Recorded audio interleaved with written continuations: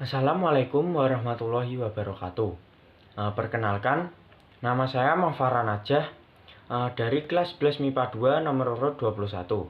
Di sini saya akan mengikuti ulangan harian 1 lisan PPKN yaitu mewaspadai ancaman terhadap NKRI. 1. Ancaman di bidang ideologi yaitu komunisme.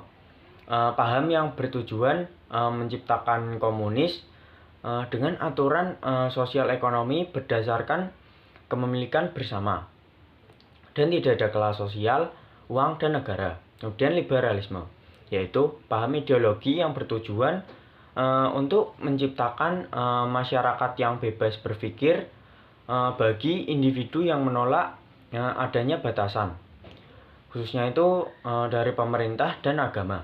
Kemudian individualisme, yaitu paham yang memiliki pandangan yang menekankan kemerdekaan manusia, kepentingan bertanggung jawab, dan kebebasan sendiri. Kemudian 2.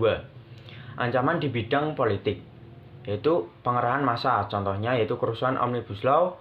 Ada 3 demo yang menolak Omnibus Law UU Cipta Kerja pada tanggal 8, 13, dan 20 Oktober 2020, dan sebanyak 70% diantaranya merupakan pelajar. Kemudian separatisme, contohnya yaitu peristiwa 3 Juli 1946, dan kemudian blokade, contohnya Belanda terhadap Indonesia 1945 sampai 1947. 3. Strategi menghadapi ancaman di bidang ideologi dan politik, yaitu mengembangkan ideologi politik dan mengaktifkan masyarakat sipil dalam arena politik dan mengadakan reformasi lembaga-lembaga politik agar dapat menjalankan fungsinya dengan baik.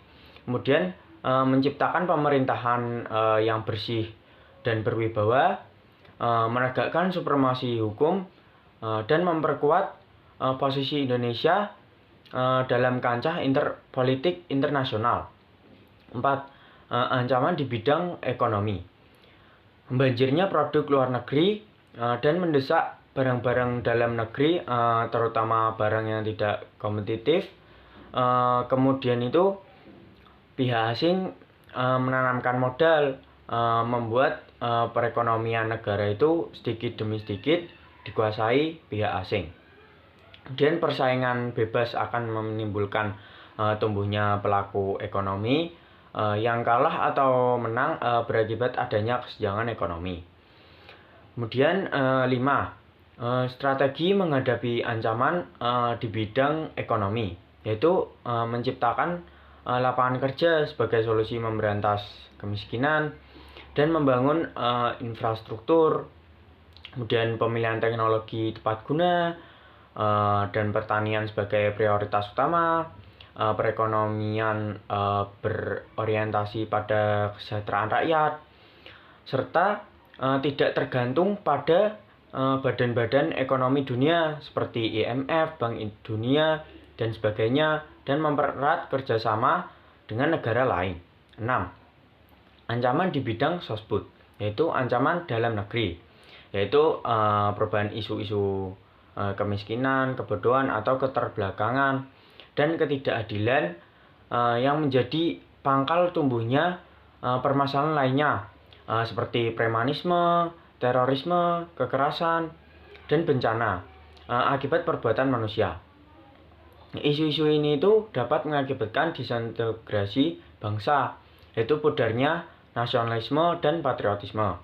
Kemudian ancaman dari luar negeri, munculnya budaya konsumtif, munculnya hedonisme, yaitu kenikmatan pribadi sebagai nilai hidup, contohnya itu mabuk-mabukan, serta munculnya sikap individualisme yang artinya itu sikap selalu mementingkan dirinya sendiri dan memandang orang lain itu tidak ada artinya, serta munculnya gejala westernisasi, yaitu gaya hidup yang selalu berorientasi pada budaya barat tanpa diseleksi terlebih dahulu. 7. Strategi menghadapi ancaman di bidang sosbud, itu menjadikan Pancasila sebagai filter, meningkatkan rasa nasionalisme, serta menjaga keselarasan fundamental.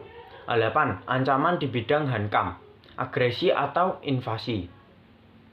Agresi yaitu penyerangan suatu negara terhadap negara lain untuk membuat objeknya itu mengalami bahaya atau kesakitan. Sedangkan invasi yaitu bentuk berskala paling besar dengan menggunakan kekuatan militer bersenjata yang dikerahkan untuk menyerang dan menduduki suatu wilayah, dan pelanggaran wilayah, pemberontakan bersenjata, kemudian aksi teror atau terorisme, yaitu usaha untuk menciptakan ketakutan, kengerian, dan kekejaman oleh golongan tertentu. Kemudian ancaman keamanan laut maupun darat. 9. Strategi menghadapi ancaman di bidang hankam, yaitu membentuk BNPT, yaitu Badan Nasional Penanggulangan Terorisme, kemudian mengesahkan UU anti terorisme, dan memperkuat aparat negara, membuat Sishankam rata, yaitu sistem pertahanan dan keamanan rakyat semesta. Kemudian 10.